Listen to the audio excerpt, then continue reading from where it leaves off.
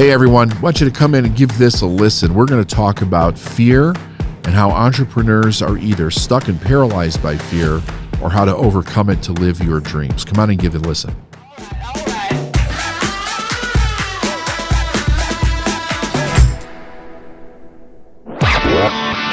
You're listening to the Successful Mind Podcast.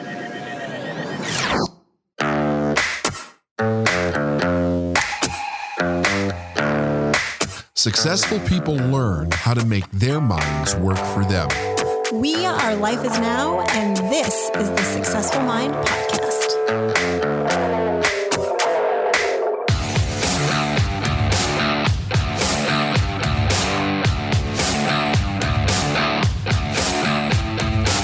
How's it going, David? It's going fantastic, Steph. He's always going fantastic with you. Not afraid of anything, that's why. Well, that brings me to our topic today. Yeah. Which is fear. And I know you specifically have done several episodes on fear, but I was listening into a training you did with our elite mind group. We meet every morning and you share a lesson. And this lesson, your lessons are always amazing, but this one really hit me between the eyes. And I thought, you know what, we could do a fantastic podcast episode on this that I think would benefit every single person that listens to the podcast. And you were doing a teaching from a book by U.S. Anderson called The Magic in Your Mind. Do you remember that? Yeah, yeah. And I just jotted down, I put this in my phone.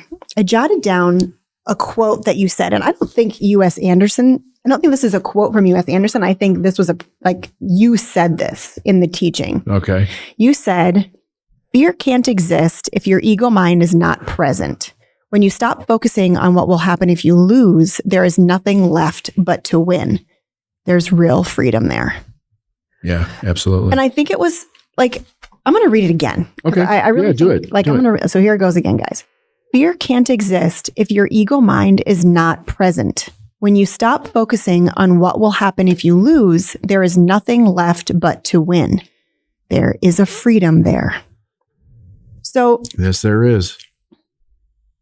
I think we start at the beginning with this conversation. I've been on the Nagel train for a long time now. I've heard you teach about fear for a really long time. And, generally when you teach about fear, you start from where did fear come from? Why do humans experience fear? And I'm not talking about fear I feel afraid when I'm walking at the edge of a skyscraper fear, right? My life is not in danger fear. Right. That fear is not a bad fear. But that's where the fear comes from. It's a biological evolutionary process in human beings that here's what you find. Generally, the more successful a person becomes, the less fear that they have, because fear has to be based on either something that is a known threat or a perceived threat, right? So if I'm walking on the edge of a skyscraper, I know what the threat is. That's a threat. Yeah. That's a you threat. Fall off, you are going to die. And it's a core fear because we're only born with two fears, the fear of falling and the fear of loud noises. So those two startle responses are designed to keep us alive in our evolutionary process of just walking through life. But there could be a tiger in the woods. I know that there's a tiger in the woods, but I don't know where the tiger is in the woods. So I'm perceiving that fear because of something that is known. But as I grow as a human being and I start working on success, there's something that begins to shift if I will continue to learn. And that is, I have to go through the phase of understanding how much fear I'm actually making up in my mind. And I have to be willing to sacrifice that for data.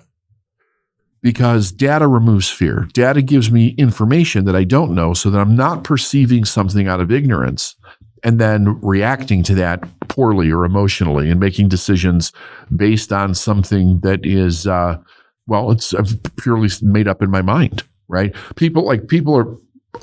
They always say, I'm afraid of success or I'm afraid of failure. And I think that's total bullshit.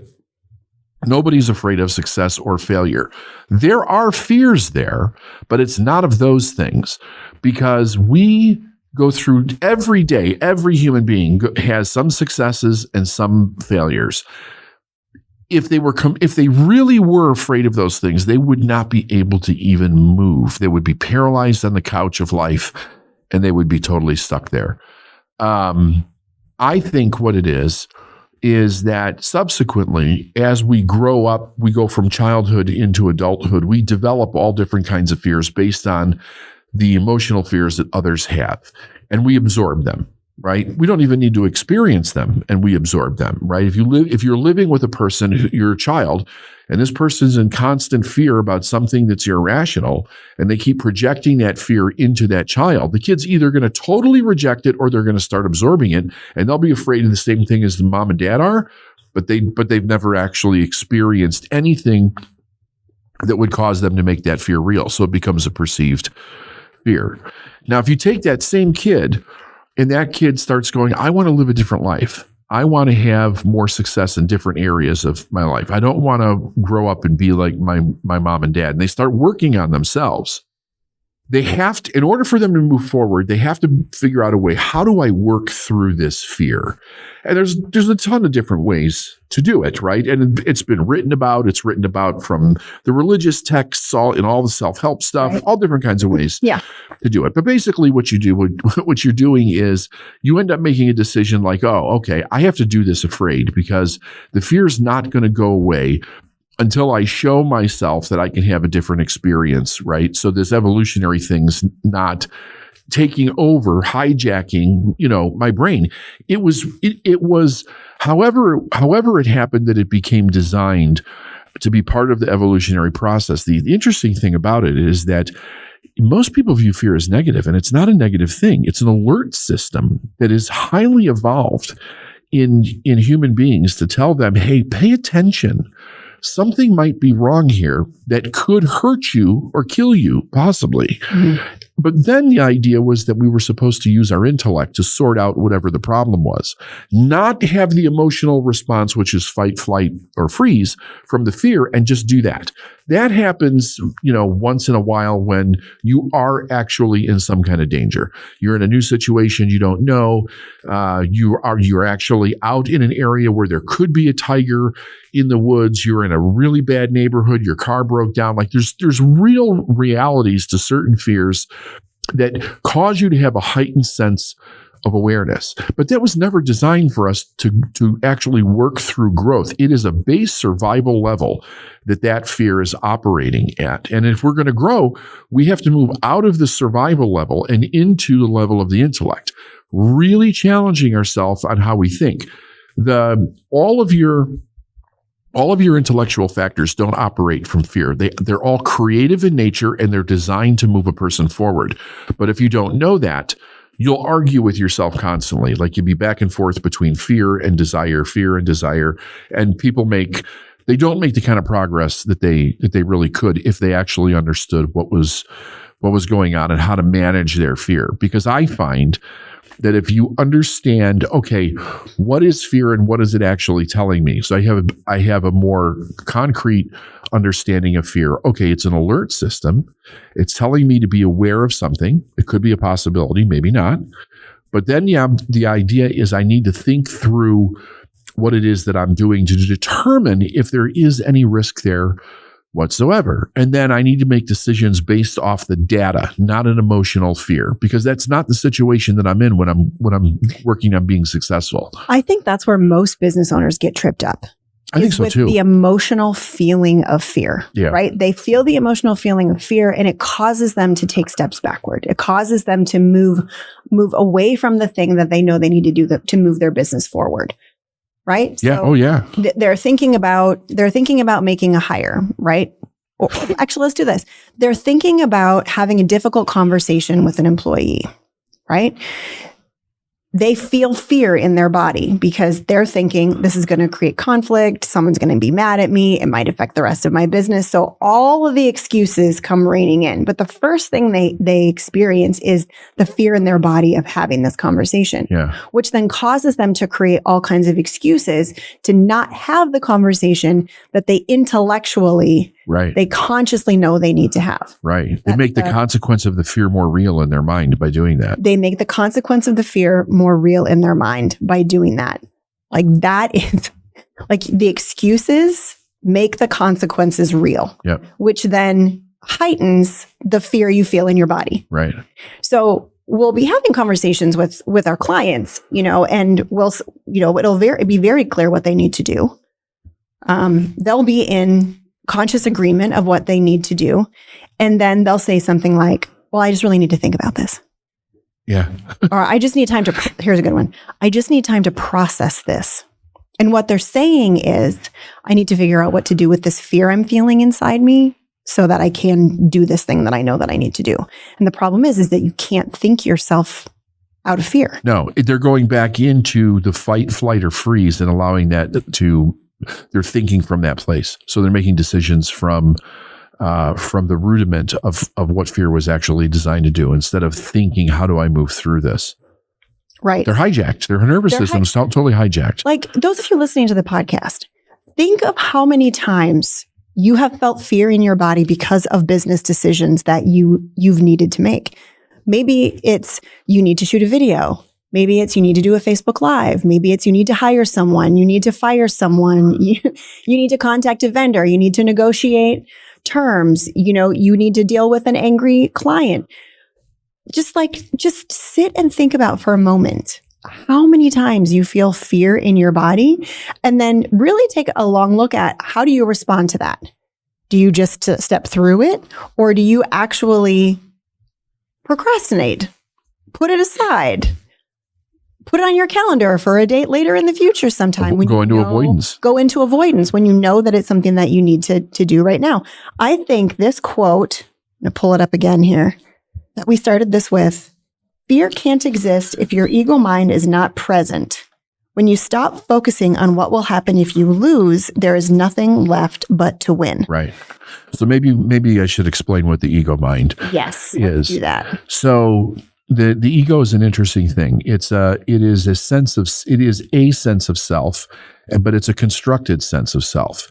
It is the idea of what we believe about ourselves to be true that we carry out into the world. And there's a lot of falseness to it, right? So it's made up of a lot of different things: experiences, suggestions, what we're told about ourselves, what we're not told about ourselves, the way that we're accepted or rejected from parents and siblings and school kids. And as we're growing up, we have a tendency to take things that hurt and find a way to try to mask over them, right? So we overcompensate in ways for where we're vulnerable in life. And over a period of time, this ego develops, and it allows us to feel somewhat confident and safe about going out into our world and living, doing what it is that we have to do. And when a person becomes an adult, they either go through a process of continuing to build, like putting on layer after layer after layer of that ego, or they start to go through a process of shedding it off, to finding out who they really are and developing the beliefs and the confidences and the skills and all of that as to how to go through life or business or both. So with Anderson, with this book, the thing is that the ego is being directly affected by this fear because it's the false self that's threatened. It's the part where we have some kind of misinterpretation or assumption that we could actually be hurt by something that has nothing to do with hurting us. Confrontation on the level of what you're talking about, the way people deal with business, is not about getting hurt. It's about things that they were taught were wrong when they were a kid. So they're afraid to have those confronting conversations when they're an adult, right? So what are we really afraid of at that point? Well, maybe not being a good person because that's what mom and dad said. We were rude, or that wasn't polite, or that's not for polite society, or kids should be seen and not heard. Like there's a numerous amount of stories that can come up for a child in that situation. For sure. But it's affecting only what we think about ourselves. It has no real relevance as far as, hey, you need to be really careful here because something really bad could actually happen. That's false because the ego is false. I don't even know what to say to that. It's a head spinner. It really is. I mean, we're being controlled by things that aren't real. Yes. Like, our business success is being controlled by things that aren't real. That's right. think of, gosh, doesn't even just apply to business. I mean, think of all the Everything. people that are in, really unhappy, dysfunctional relationships. Yep.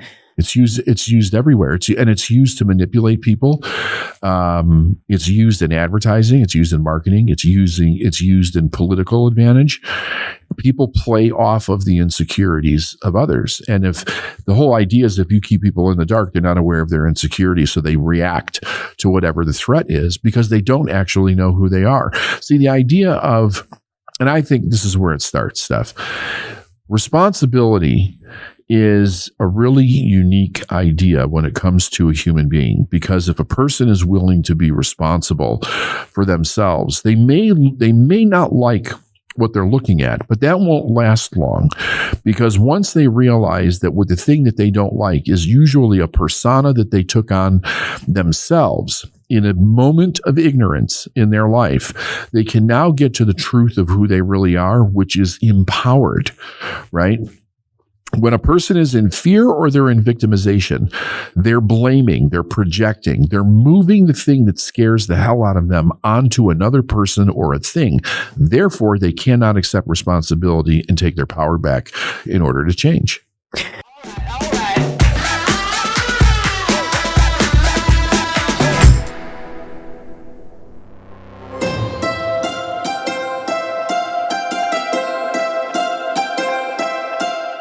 Are you feeling stuck in your business and unsure of how to move forward? Are you tired of trying to figure things out on your own? We are Life Is Now Inc., and we understand the struggles of running a business. That's why we've created the Business Growth Accelerator, a 2-day small group workshop that includes direct one-on-one coaching from myself and David Nagel. With our personalized guidance, you'll receive tailored solutions to your unique business problems. You'll learn how to identify hidden opportunities in your business, create an implementation strategy, and overcome your specific challenges. Plus, you'll walk away with the clarity, knowledge, plan, tools, and confidence to grow your business. Don't waste any more time trying to figure things out on your own. Sign up for the Business Growth Accelerator today and receive the personalized guidance you need to take your business to the next level. For more info, go to lifeisnowinc.com/growth. And again, for more info, go to lifeisnowinc.com/growth. And now, back to the show.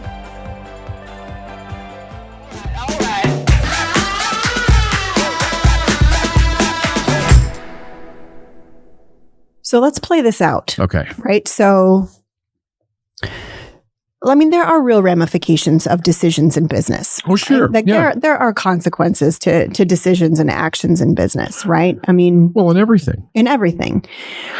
More time than not, you let those perceived consequences control your actions. Yeah. Right? Rather than saying, I know this is a potential consequence and I trust myself to be able to respond if this should happen because I know this is a thing that I need to do.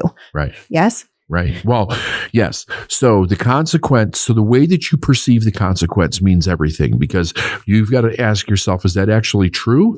Or am I making that story up? In other words, yes, everything has a consequence, but it doesn't have to have a permanent consequence where you're like living a Greek tragedy, in your life because something went wrong. All growth in life, I should say, is about the willingness to make mistakes, but then the willingness to own those mistakes and change them so that you can learn. You can't learn without making mistakes. The way people approach this fear thing is almost with, I have to avoid mistakes at all costs. And that's not the case. It's about attempting, understanding the mistakes that you make, and then realizing, oh, this is just pointing to a place where I have to grow so that I don't make this mistake again. Not to go into fight or freeze, and then never do anything because I am going to presume at some point that I'm going to make this catastrophic mistake and I'm going to lose everything. It builds up in a person in their mind as to what the consequence of this fear is. And it's very little of it is actually rooted in any truth at all. I think I don't want to say I try not to, but I'm prey to this as well. But it's fatalistic thinking is just so rampant. Yes. Well, it's exploited. That's why. And what I mean by fatalistic thinking is by looking at a scenario and only seeing the downside. Right? Like you look at, you're in a dysfunctional relationship and you think about leaving, but you only think of the downside. You only think of what you're going to lose. Right. You don't think of what you're going to gain. Right. But that's taught behavior. Exactly. And is there someone not taught that? I mean, show me someone. Yeah, I think it's true. I think it's rare, but I do think we have come across people that did not have a dysfunctional upbringing, or they were taught much more healthy ways to have relationships than we were as kids. But it's not the norm. Right. I keep thinking of this scene in Billions. You and I enjoyed that show when it first came out, especially. And there's a gazillionaire, billionaire, hedge fund trader business. I don't know what his title is. Axel, right? Like Axe Capital. And he's having this conversation with his kind of therapist. Yeah. And he's talking, Wendy, yes. Who, I have a great deal of respect for Wendy. Yeah. And they're having this conversation about fear, and he says something, and I'm totally misquoting him, but he says something like, I love fear. I live for fear because it tells me exactly where I need to go. Yep. Like it literally points you in the direction that you need to go. Yep. That's a lot of truth to that. Because it's right on it's on your growth. It's always on your growth edge. Always. Right. You fear what you don't understand. Right. Like that hard conversation that you need to have. That's part of your growth. Right. That's how you're going to grow your company moving forward. Right. I think there's different levels of it too, because I do not experience fear the same way that I did 30 years ago. I just don't. No. Yeah. And I know more than ever the consequences of the things that we do. But I think part of the reason is because I've also become competent in areas that I wasn't competent in before. I didn't know that there were things that I could do to overcome and change errors in my life. And the other thing was, I think the biggest thing, Steph, was really giving up what other people thought of me. That was the root of all of my fear, what other people thought of me. And I had to really go through a process of giving that up so that I could own what I wanted and own the mistakes that I needed to make in order to become successful. 100%. It was interesting. I was just doing a podcast interview, and the interview asked me this question, like, what was my biggest growth edge? And it was 100% the fear of people not liking me. Like that's massive. Like you can't close sales if you have a fear of what someone thinks. You know what I mean? Like it's so difficult to have a successful business if you're afraid of what people think of you. Yep. It's paralyzing. It is really paralyzing. In my experience, with the amount of people that we've worked with over the years and watching people go through this over and over again, watching myself go through it. In the very beginning of when I started the company, I went through a week where I was just completely shut down. I couldn't get myself to act in the sales capacity that I needed to do. That scared the hell out of me. Yeah. That I couldn't get myself to pick up the phone, and the phone is sitting right in front of me. Yeah. And it's like, I have got to get to the root of what this is. And what it comes down to was that I was afraid of what people would think of me if I failed. So it caused me not to do anything, which was an absolute total direction of failure if I didn't pick up that phone. Right. The failure was certain in that decision process. So you said earlier, people will say, and we've heard this so many times. I mean, we've heard this at our events. We've had people email into us.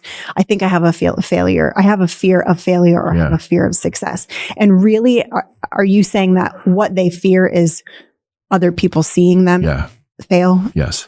Or seeing them succeed because of what? Because it separates you. It separates you, and you'll be judged either way. They're going to judge you if you fail. They're going to judge you if you're successful. This is why people play the middle so easy, because in the middle, I can hide, right? Nobody sees me in the middle. Yeah. Right. I look like everybody else. Blend in. Yeah, I'm a zebra. Yes. Right. But if I fail, then the people around me notice. Because you only go so far. You start losing shit, they start taking it out of your house. People become aware. Yeah. And then on the flip side of that, if you start to become successful, you're not going to hide that for long. either. Right. And then we all know. I mean, it's an unspoken truth that most of the people that raised us will judge us in some way for our success or for our failure. So in not accepting our own value and being the person that we want to become, having our entire identity wrapped up in what other people think of me, that just shuts people right down. They're just scared to death because they don't want to lose the people that they love. Yeah. It was interesting. I was having a coaching conversation a couple weeks ago with one of our private clients, and she was getting ready to launch a new program. And I mean, I always just ask questions like, tell me about the market for this program. Tell me about the pricing. Tell me about the tangible takeaways. And then in my mind, I go through a checklist of, okay, well, what's the competition? Like, does her audience support the success of this? Like, what's her marketing strategy? And everything lined up. Like, I was like, well, you've got a giant market. You've got referral partners. You have appropriate pricing. Your wording is on point. Like, I was really kind of just like looking at everything from bird's eye view, right, and asking questions to help me see, like, is there something inherently wrong with this product that she wants to launch, or is there something she's missing? She had everything covered. And I was like, so, like, what's the issue with this? And she's like, I don't know. I'm not sure. I'm like, well, you have all these things. Nothing in my mind is throwing up a red flag. Why wouldn't you do this? And her response to me was, well, what if nobody buys? Interesting. Right? So, like, consciously, this is a perfect example of it, right? Yeah. Consciously, she's got this program that's, I mean, well, she's launched it now. It's made her 6 figures. She's got this product that's amazing. It gives back a huge value. She has a built-in market. It was almost overdue for her to create this. And she still struggled with that piece inside of her that says, what if nobody buys? What if nobody buys? And that's, one of the things that I like to do with people that is like, okay, well, let's play that out. What happens if nobody buys? Because here's what's interesting. They stop at that thought. Exactly. Right? It's like everything goes blank after that. It does. It's like the curtain comes down, it's over, and they don't actually think it through. And once they think it through, then you can actually see it in their facial expression. They go into this dilemma of what is real? What's actually real in this moment? Is it real that I could actually work through the problem, or is it real what the fear is suggesting, which is that everything will be a disaster at that point? Exactly. My question to her was, and I've been working with her for a while, so I just said to her, what would you do if you weren't afraid? What would you do if you weren't afraid? She said, I'd launch the program. And I said, well, okay, then I guess you know what you need to do. Yeah. And she launched the program, and it was a 6-figure launch. Right. Right. Isn't it amazing how close people are to success and they don't know it? Well, it's that 3 feet from gold story. It is. Right? Yeah. That story is so true. Tell everybody about that story, because no one knows what we're talking about. Well, the 3 feet from gold story is an old story from Napoleon Hill. It was in Think and Grow Rich. Mm-hmm. It was about a guy who was a gold miner. And he was digging in a mine, and he had gold for a while, and then it ran out. And he kept digging, and there was nothing. So finally, he's losing all of his money. He's losing all of his investors, and he's like, there's no more gold here. So he decides to sell everything, all of his materials. He gets like $10,000 for all of his tools or whatever, and he sells it to somebody else. And that guy hires a geologist or whatever to come in and do an examination on the shaft and all this. Mm-hmm. And the guy said to him, this gold vein that he had in the beginning of this shaft, he says, if you dig straight this way in 3 feet, you'll pick it back up again. And it's right there. And that's sure enough. He changed the direction. The new guy changed the direction, dug 3 feet in the direction that this expert told him to go in. And boom, he was right back into one of the richest veins of gold ever.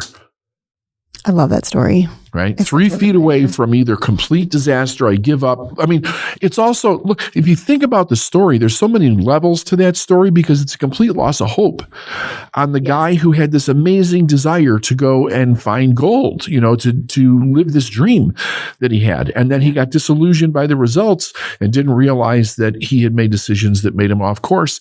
And he didn't even go ask for help. Yeah. And I see so many business owners stopping when they're 3 feet from gold. Yes. Maybe that gold is replacing a C player with an A player. Yes. Maybe that gold is, creating a video that goes viral and leads to massive lead generation.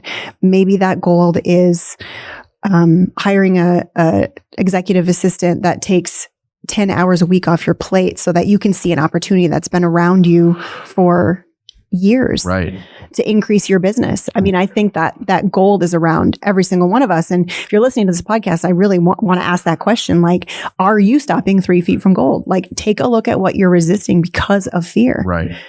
This is something that's interesting that happens at this point. Brandon, do you remember the name of the movie clip that I used to show with Anthony Hopkins and Alec Baldwin, the one where he goes down in the plane? Let me pull it up real quick. Okay, yeah, pull that up. Sure. Let me tell the story. So in the beginning of this movie, Anthony Hopkins plays this billionaire, and Alec Baldwin is a guy who's having an affair with his wife, unbeknownst to him. And the whole setup is that they're flying in Alaska, and he wants to kill Anthony Hopkins so that he can take the wife. But so there's a mistake that happens, and the plane goes down in the water, and there's only 3 guys that survive: Anthony Hopkins, Alec Baldwin, and I think there was another guy that survived the initial crash. And Anthony Hopkins had been reading a book like How to Survive in the Wilds, and there was this brilliant dialogue in the beginning where he's arguing with these guys, like, here's what we have to do to survive, and they're freaking out. They're completely freaking out. And he said, do you know why people die when they get lost? And the guy's like, I don't know. Tell me why people die when they get lost. He said, they die of shame. Oh, I just got goosebumps. And the guy goes, what? He says, yeah. He says, they think to themselves, how the hell did I get myself into this situation? And they go into shame and they give up and they die. And the whole movie was about overcoming that shame and getting back home, right? And they have to go through all this crazy. It's a fantastic. Did you find it? Yeah, I've got the name of the film. The name of the film is called The Edge. The Edge, yes. Yeah, 1997. And I've actually got the quote where Anthony Hopkins is speaking to, I believe it's Alec Baldwin's character. Yeah, give it to us. I once read an interesting book which said that most people get lost in the wilds. They die of shame. They die of shame. What did I do wrong? How could I have gotten myself into this? And so they sit there and they die because they didn't do the one thing that could save their lives. And that one thing is thinking. Oh, I love right? that. Isn't that great? It's pretty powerful. Do you remember when I used to show that clip in live events? I remember. That's good stuff. I remember. Yeah. Yeah. So that's the thing. We are always on that edge. And the only thing that moves us off of, being completely crippled by our own thought process is to understand how to think differently. You said to her, right? What would happen if how did you say it? Say it again. What would you do if you weren't afraid? What would you do if you weren't afraid? When you ask that question, it induces thinking in a different direction. Yes. I mean, that's a simple question you can all ask yourselves when you're up against a decision that consciously moves your business forward or moves your relationship forward or moves yourself forward. What would I do if I wasn't afraid? Yep. And then it's like the fog clears and the answer hits you right between the eyes every single time. Yes. And then just wait and see how fast the buts come in. Oh, huge. I would do this, but, and you go back into fear. No, what would I do if I wasn't afraid? And just see what happens. And then the idea is that's where courage comes in. Yep. Because then you have to take action toward that fear. It's an amazing thing. It really is. That's good stuff. Yeah. Yeah, this is a great conversation. Just before we head out, I did some Googling while David was asking about The Edge. Yeah. And I came across the 5 fears that all entrepreneurs face. And you guys touched on every single one of them. This was from an Inc. article not too long ago. Fear of failure, which is number 1. Fear of uncertainty, fear of rejection, fear of not being good enough, and fear of success. You guys ticked all. And none of them are actually accurate. And none of them are. They're all a fear of something else. Exactly. Now, we get from there into the 5 most common phobias. Do you have any of these? Fear of spiders? No. Fear of snakes? No. Really? You're the one that's afraid of snakes. Leave me alone. Leave me out of this. Fear of heights? Yes. No. I'm getting to be more and more afraid of heights as we go. I used to be able to be a roller coaster king. I can't do it anymore. I had a bad experience as a kid. I wasn't afraid of heights when I was a kid. I would climb up anything. Really? But I got stuck someplace, and that caused me to start to develop. Yeah, I do. I get a little nervous around high edges. Yeah, Steph doesn't because she jumps out of planes and bungee jumps and does all that crazy stuff. What about like fear of a situation where escape is difficult, like claustrophobia types? Yeah, I'm claustrophobic too. Or agoraphobia, I guess they call it, like crowded. What about crowded places, open spaces? No, nothing like that. But the claustrophobic part, right? And then lastly, surprisingly enough on this list, fear of dogs. Oh, doggies? A lot of people are afraid of dogs. Yeah, and cynophobia. That's based on probably past experience as a child too. Yeah, Well, both of mine are. In fear of heights and claustrophobia, I got stuck on a third balcony railing. When I was a kid, we were jumping off. We were playing like sky jump, right? So we would put backpacks on and we would jump off this third balcony. Oh my God. And I got stuck. Like we were playing parachute, right? I got stuck up there. So that scared me. And I mean, I was like, I don't know, 7 years old, something like that. And then I had a bunch of older kids bully me one time when I was really little, and they locked me in this little cubbyhole space inside a Winnebago trailer. Oh my God. And left me there for like an hour, and I couldn't get out. Oh. So then I had a little claustrophobia after that. Yeah, I can imagine. I feel bad for little David. Well, I know when I leave here, I'm going to go play sky jump for the first time. Yeah, sky jump. Yeah. Can we do that in the parking lot here? It was G.I. Joe. It was G.I. Joe action. Oh. It was like sky jump. So much fun. So much. Boys, man. Yeah, boys and their toys. No, this has been really, really impactful from a person sitting behind this mic who lives with a lot of fear, has learned to overcome quite a them thanks to the two of you. I greatly appreciate it, and I'm sure our listeners have as well. So thank you, guys.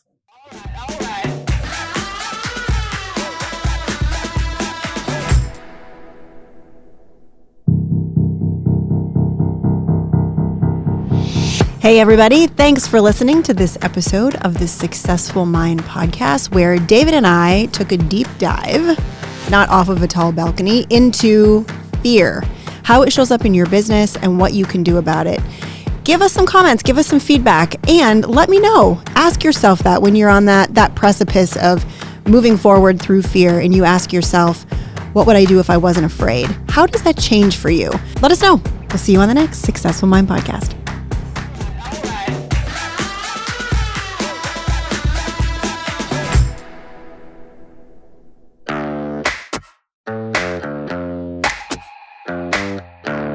Thanks for listening to the Successful Mind podcast. If you like what you've heard and you want to know more, go to lifeisnowinc.com.